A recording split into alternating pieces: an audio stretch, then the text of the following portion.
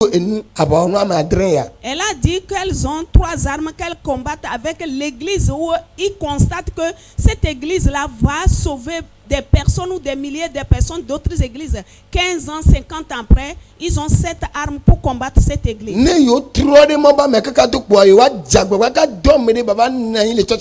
Et quand ils tournent autour de l'homme de Dieu en vain, ils n'arrivent pas à l'atteindre, ils envoient quelqu'un, ils font tout pour envoyer quelqu'un qui va être dans l'église. Et ils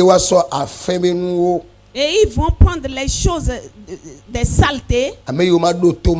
Ceux qui ne vont pas écouter Dieu. L'incrédulité, la négligence, l'orgueil, l'autosuffisance et se chercher pour soi-même, l'égoïsme. Mieux qu'on cherche pour Dieu. Parce que quiconque cherche la part de Dieu cherche la vie éternelle. Et la personne a l'assurance et il sait qu'ils ne pourront pas le vaincre et ils ne peuvent rien détruire venant de lui. Et dès qu'il pose ses armes, ils partent. Ils restent à l'écart et écouter l'église. Là où il y a l'assurance et ces choses, ils ont l'assurance que ces choses ont commencé. Et il y a le découragement. Et c'est comme ça ils détruisent les gens. Mais l'église, il n'arrive pas à détruire l'église.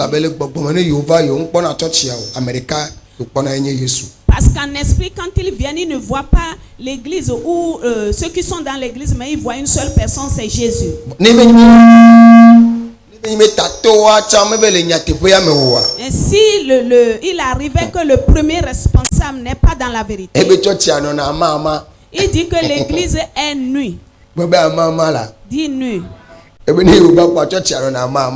ils viennent, ils voient que l'église est nue. Et donc, ils ne combattent plus les membres de l'église. Ils attaquent le pasteur et sa femme.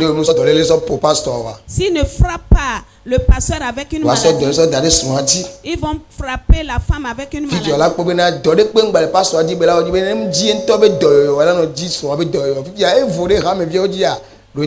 Maintenant, le pasteur n'a plus rien à faire à part chercher sa santé ou bien la santé de sa femme. Maintenant, est-ce qu'il aura le temps pour prendre soin des membres de l'église? C'est fini.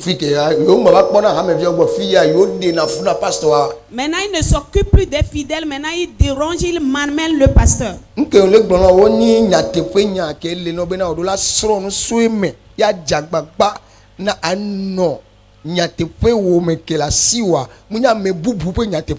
Ce dont je te parle, je te dis, ce sont des vérités sûres. Ce qui fait que tu dois faire tout pour être dans ta vérité, pas dans la vérité d'autrui.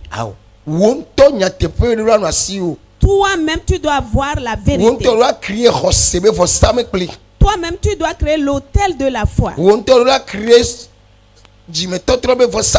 Toi-même, tu dois créer l'autel de la repentance. Et tu dois toujours offrir des sacrifices sur ton propre autel. Par exemple, quand on va vers les païens, le papa érige un fétiche. Et tous les enfants, chacun son fétiche. Ai-je menti? Comme ça, quand il fait jour, le papa fait le sacrifice sur son fétiche. Dès qu'il verse la libation, il doit aller aussi verser pour les enfants un peu. Normalement, comme papa a érigé un hôtel ou bien un fétiche, est-ce qu'il doit le faire encore pour les enfants? Maintenant que papa a eu faim, est-ce qu'il est nécessaire d'en prendre